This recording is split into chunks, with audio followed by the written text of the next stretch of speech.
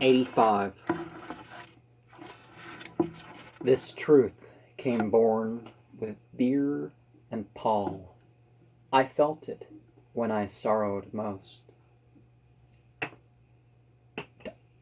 Is better to have loved and lost than never to have loved at all.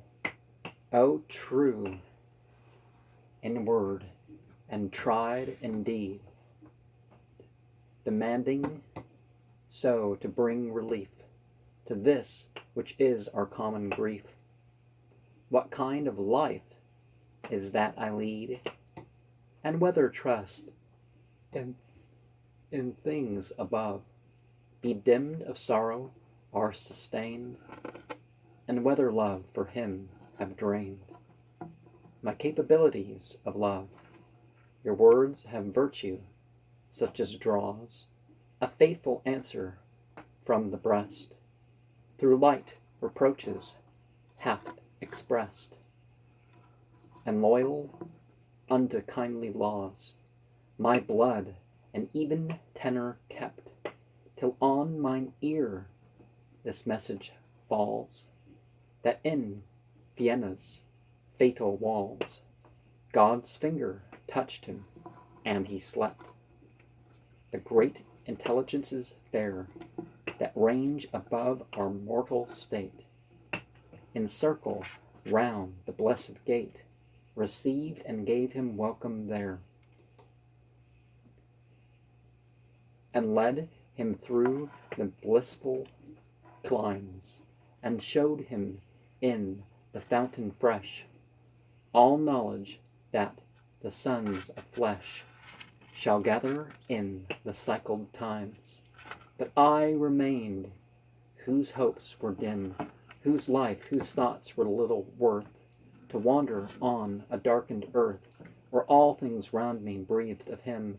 O friendship, equal poised control, O heart with kindliest motion warm, O sacred essence, other form, O solemn ghost, O crowned soul. Yet none could better know than I how much of act at human hands the sense of human will demands, by which we dare to live or die, whatever way my days decline.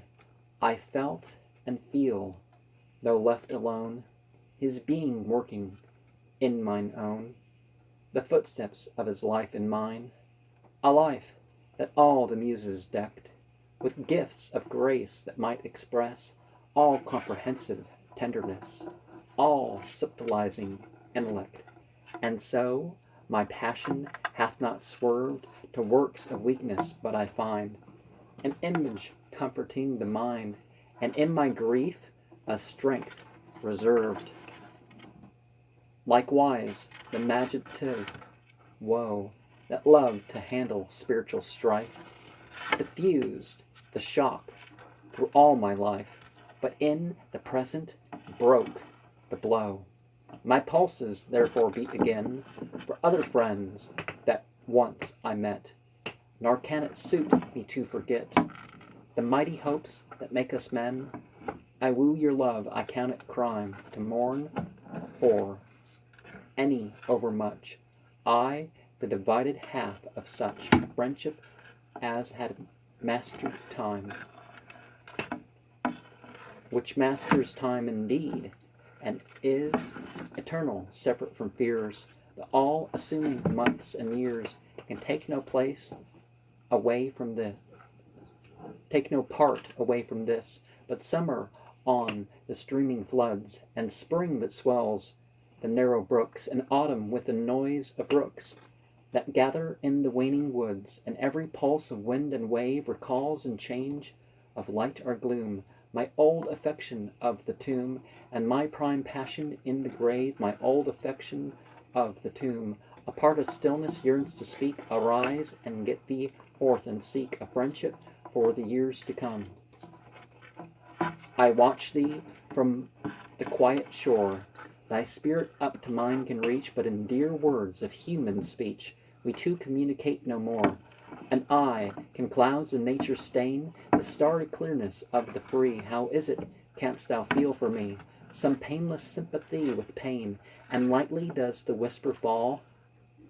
Is hard for thee to fathom this. I triumph in conclusive bliss, and that serene result of all.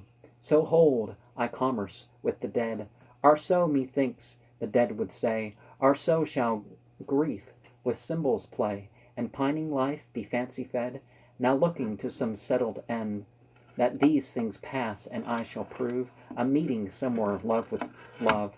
I crave your pardon, O my friend, if not so fresh with love as true. I clasping brother hands abear, I could not, if I would, transfer the whole I felt for him to you, for which be they that hold apart the promise of the golden hours.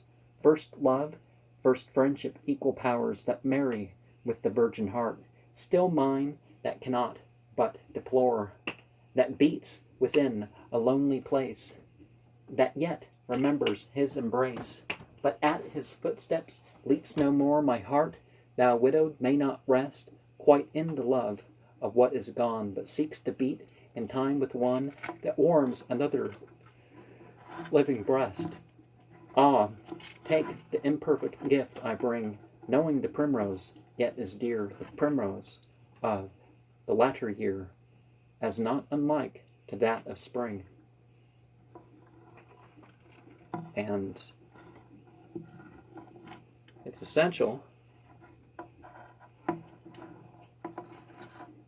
to focus on the friendships that are lasting beyond the physical. I mean, that are good for you when it comes to the final judgment. Without guilt or shame or fear. 87. I passed beside the reverend walls, in which of old I wore the gown. I roved at random through the town, and saw the tumult of the halls, and heard once more in college fanes the storm their high-built organs make, and thunder music rolling shake. The prophet blazoned on the panes, and caught once more the distant shout, the measured pulse of racing oars. Among the willows paced the shores, and many a bridge, and all about the same grey flats again, and felt the same, but not the same. And last, up that long walk of limes I passed, to see the rooms in which he dwelt. Another name was on the door. I lingered. All within was noise of songs and clapping hands, and boys that crashed the glass and beat the floor. Where once we held debate, a band of youthful friends on mind and art and labor and the changing mark, and all the framework of the land. When one would aim an arrow fair, but send it slackly from the string, and one would pierce an outer ring, and one an inner here and there.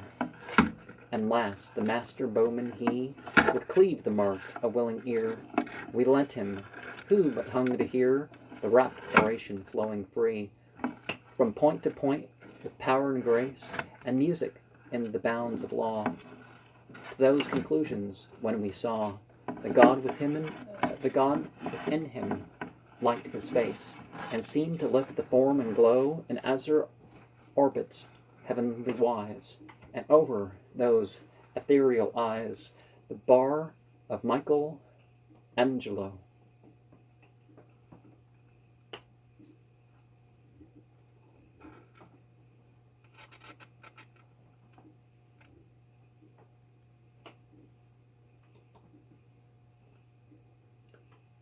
'89.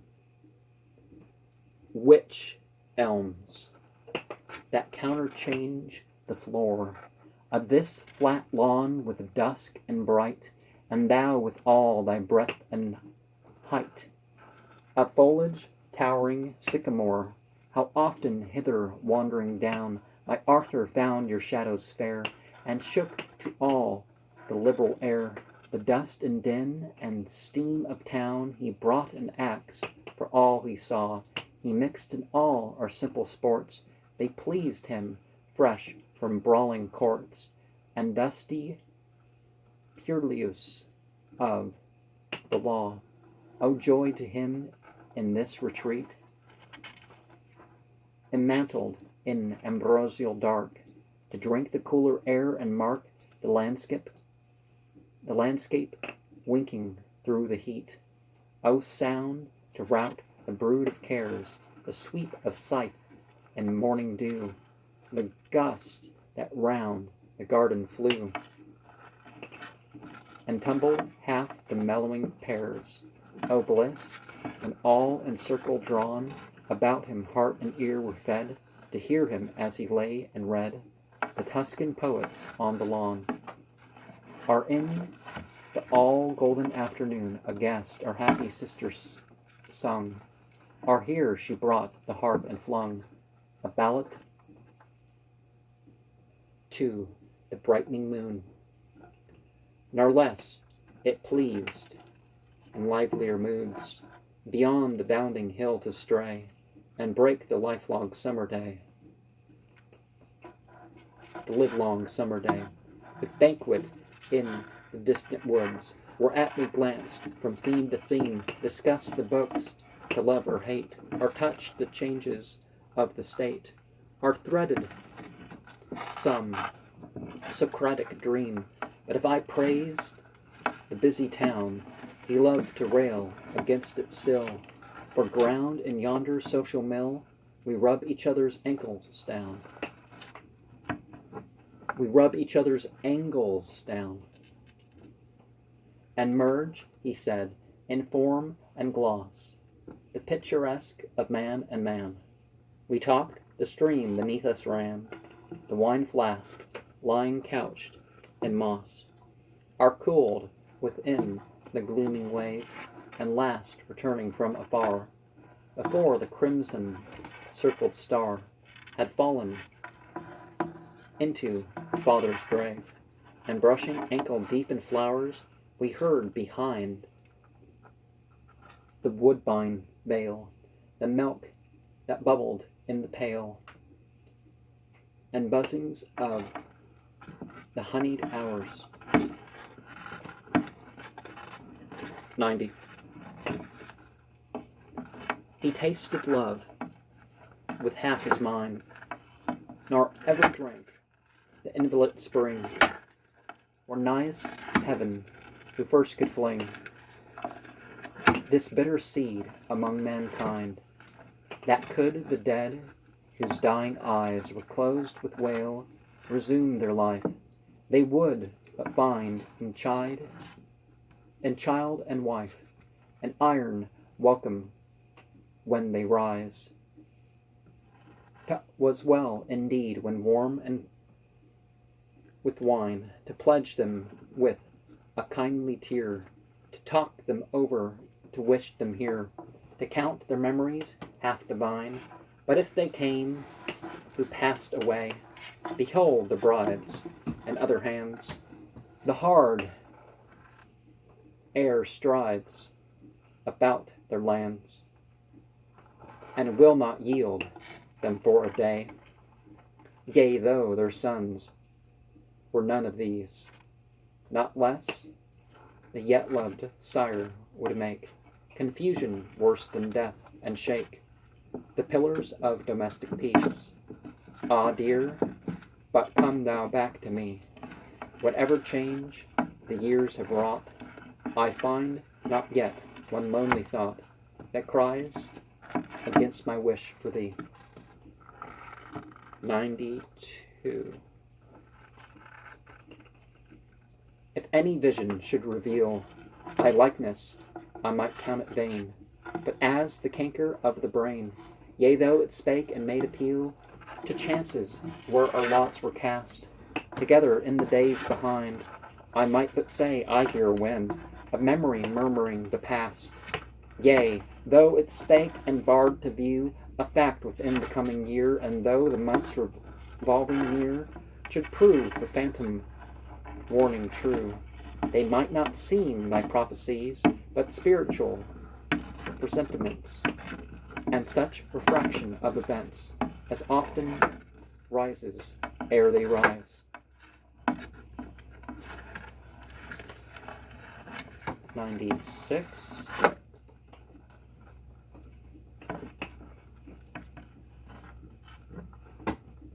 You say, but with no touch of scorn, sweet-hearted you, whose light blue eyes are tender over drowning flies, you tell me doubt is devil-born.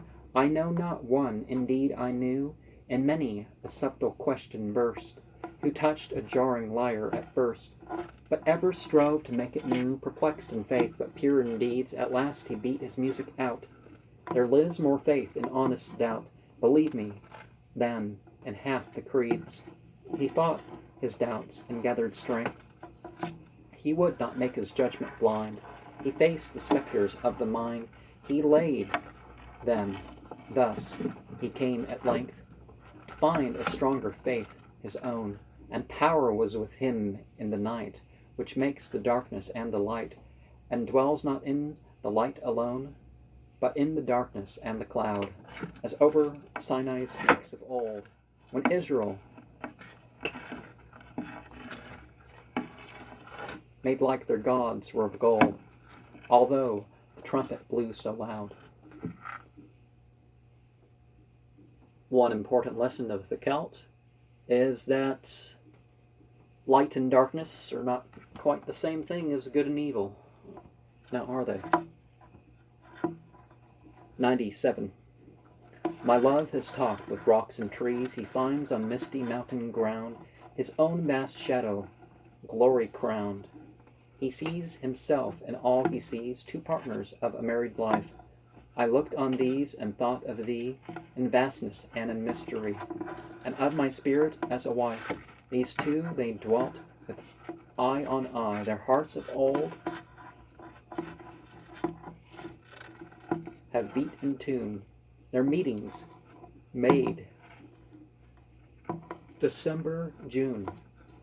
Their every parting was to die, their love has never passed away. The days she never can forget are earnest that he loves her yet. Whatever the faithless people say, her life is lone, he sits apart. He loves her again, she will not weep. Though wrapped in matters dark and deep, he seems to slight her simple heart. He thrids the labyrinth of the mind. He reads the secret of the star. He seems so near and yet so far. He looks so cold, she thinks him kind.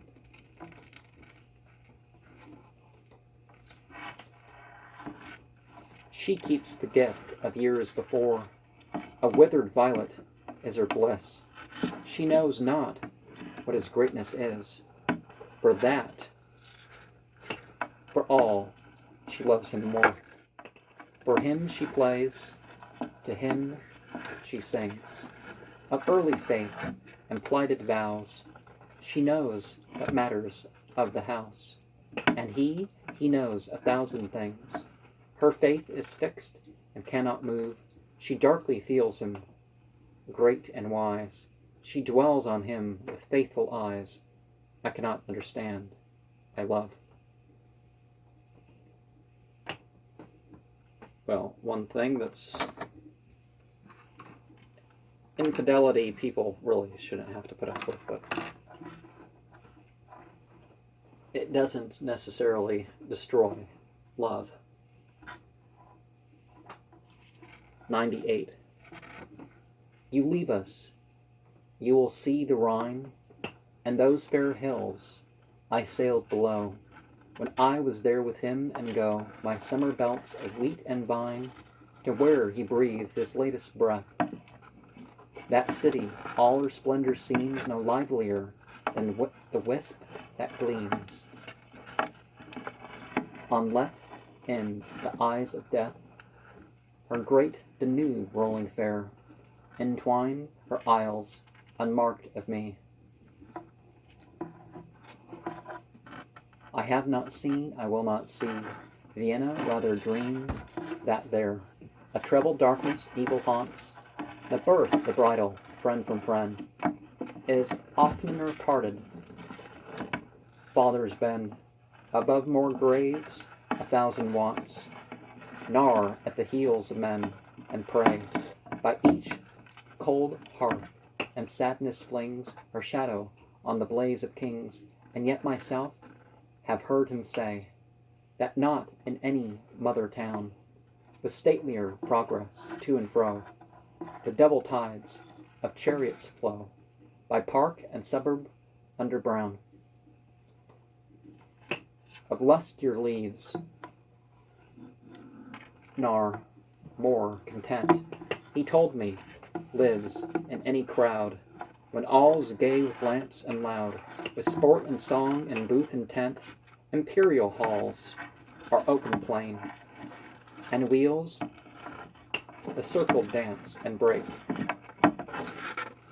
the rocket molten into flakes of crimson are an emerald rain. 99. Resist thou thus, dim light again, so loud with voices of the birds, so thick with lowing of the herds, day when I lost the flower of men, who tremblest through thy darkling red, on yon swollen brook that bubbles fast, by meadows breathing of the past, and woodlands holy to the dead, who murmurest in the foliaged eaves a song that slights the coming care, and autumn laying here and there a fiery finger on the leaves, who wakenest with thy balmy breath to myriads on the genial earth. Memories of bridal are of birth, and unto myriads more of death. Oh, wheresoever those may be, betwixt the slumber of the poles, today they count as kindred souls. They know me not, but mourn with me. 100. I climb the hill from end to end of all the landscape underneath. I find no place that does not breathe some gracious memory of my friend. No gray old grange, our lonely fold, our low morass and whispering reed, our simple stile from mead to mead, our sheepwalk up the windy wold, nor hoary knoll of ash and haw, that hears the latest linnet trill, nor quarry trenched along the hill, and haunted by the wrangling daw, nor runlet tinkling from the rock, nor pastoral rivulet that swerves to left and right through meadowy curves that feed the mothers of the flock, but each has pleased a kindred eye, and each reflects a kindlier day, and leaving these to pass away, I think once more he seems to die. 101. Unwatched the garden bough shall sway, the tender blossom flutter down, unloved that beech will gather brown, the maple burn itself away, unloved the sunflower shining fair, ray round with flames her disk of seed, and many a rose carnation feed, the summer spice, the humming air, unloved by many a sandy bar, the brook shall babble down the plain at noon, or when the lesser wane is twisting round the polar star, uncared for gird the windy groove, and flood the haunts of hern and crake, or into silver arrows break the sailing moon in creek and cove, till from the garden and the wild a fresh association blow, and year by year the landscape grow familiar to the stranger's child, as year by year the laborer tills his wonted glebe, or lops the glades, and year by year our memory fades from all the circles of the hills. 102.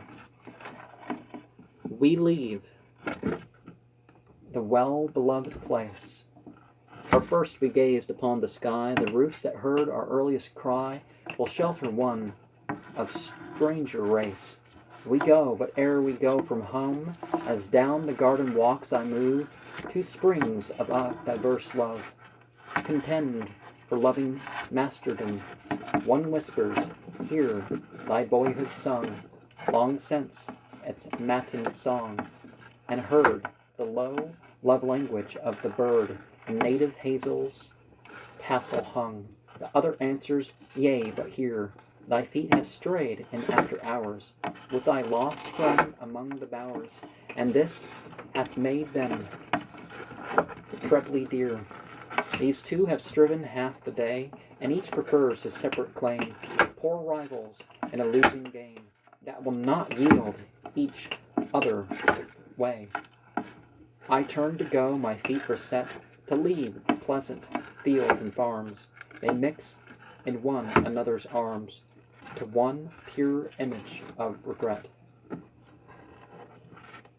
103.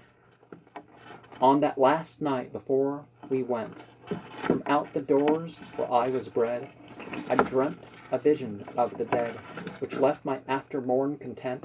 Methought I dwelt within a hall, and maidens with me distant hills, from hidden summits fed with rills, a river sliding by the wall.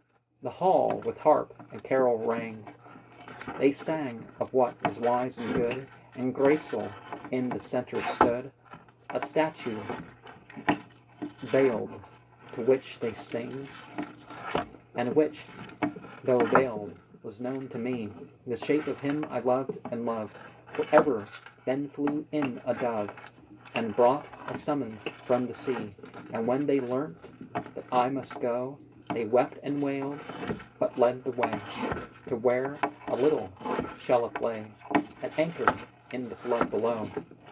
And on by many a level mead, by shadowing bluff that made the banks, we glided, winding under ranks of iris and the golden reed. It's got to be a better way to control your emotions than alcohol.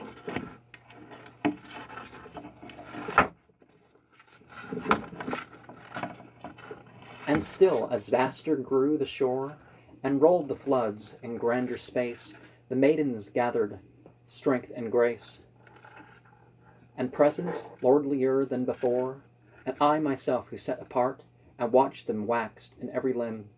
I felt the thews of Anakim, the pulses of a Titan's heart, as one would sing the death of war, and one would chant the history of that great race which is to be, and one the shaping of a star, until the forward creeping tides began to foam, and we to draw from deep to deep, to where we saw a great ship lift her shining shades. The man we loved was there on deck, but thrice as large as man he bent to greet us. Up the side I went, and fell in silence on his neck, whereat those maidens with one mind bewailed their lot. I did them wrong. We serve thee here, they said, so long, and wilt thou leave us now behind? So rapt was I, they could not win an answer from my lips, but he, replying, enter likewise ye, and go with us. They entered in, and while the wind began to sweep a music out of sheet and shroud, we steered her toward a crimson cloud that land-like slept along the deep. 105. The time, tonight, ungathered, let us leave. This laurel, let this holly stand. Let this holly stand. We live within the stranger's land, and strangely falls our Christmas Eve.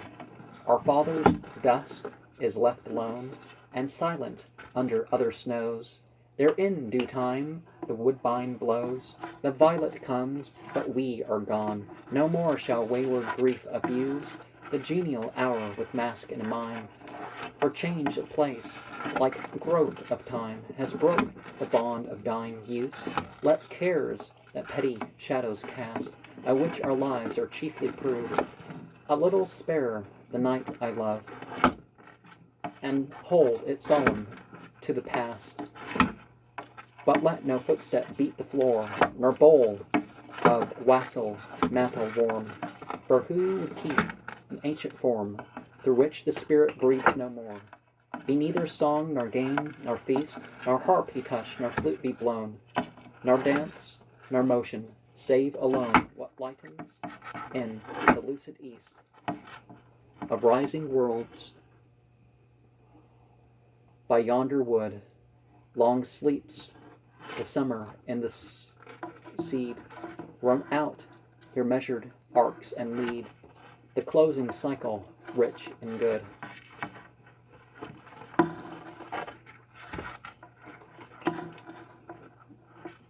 Ring out old shapes. 107. It is the day when he was born, a bitter day that early sank behind a purple frosty bank of vapor, leaving night forlorn. The time admits not flowers or leaves to deck the banquet fiercely flies. The blast of north and east and ice makes daggers at the sharpened eaves, and bristles all the brakes and thorns to yon hard crescent as she hangs above the wood, which grides and clangs its leafless ribs and iron horns together in the drifts that pass, to darken on the rolling brine that breaks the coast. But fetch the wine, arrange the board, and brim the glass. Bring in the great logs, and let them lie, to make a solid core of heat. Be cheerful-minded, talk and treat of all things, even as he were by. We keep the day with festal cheer, with books and music surely we will drink to him, whate'er he be, and sing the songs he loved to hear. Now, I would advocate eating or drinking for a creation, but you get the spirit behind that.